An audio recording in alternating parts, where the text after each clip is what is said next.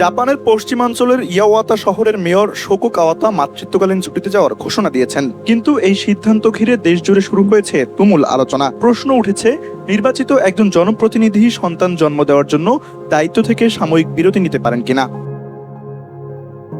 ৩৫ বছর বয়সী কাওয়াতা জানান, তিনি ভাবতেই পারেননি বিষয়টি এত বড় বিতর্কের রূপ নেবে, কারণ জাপানের জনপ্রতিনিধিদের মাতৃত্বকালীন ছুটির জন্য এখনো কোনো নির্দিষ্ট আইনি কাঠামো নেই। তাই আনুষ্ঠানিকভাবে ছুটিতে না গিয়ে তিনি কয়েক মাসের জন্য দৈনন্দিন দায়িত্ব উপমেয়রের কাছে তুলে দিচ্ছেন। এ সময় গুরুত্বপূর্ণ সিদ্ধান্তগুলোতে তিনি দূর থেকেই যুক্ত থাকবেন।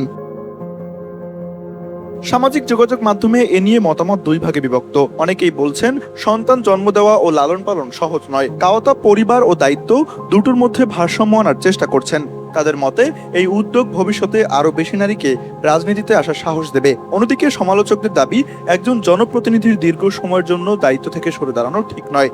কেউ কেউ এমনও বলেছেন, সন্তান নেওয়ার পরিকল্পনা থাকলে নির্বাচিত হওয়ার আগে সেটা করা উচিত ছিল। তবে কাওয়াতা এসব সমালোচনায় বিচলিত নন। তার বিশ্বাস, একজন নারীকে কখনোই পরিবার ও কর্মজীবনের মধ্যে একটিকে বেছে নিতে বাধ্য করা উচিত নয়, বরং এমন সমাজ গড়ে তোলা দরকার যেখানে নারীরা মাতৃত্ব ও নেতৃত্ব দুই ভূমিকায় সমানভাবে পালন করতে পারবেন। তার এই সিদ্ধান্ত এখন শুধু একজন মেয়রের ব্যক্তিগত বিষয় নয়, বরং জাপানে নারীর নেতৃত্ব, কর্মজীবন ও মাতৃত্ব নিয়ে একটি গুরুত্বপূর্ণ জাতীয় আলোচনায় পরিণত হয়েছে।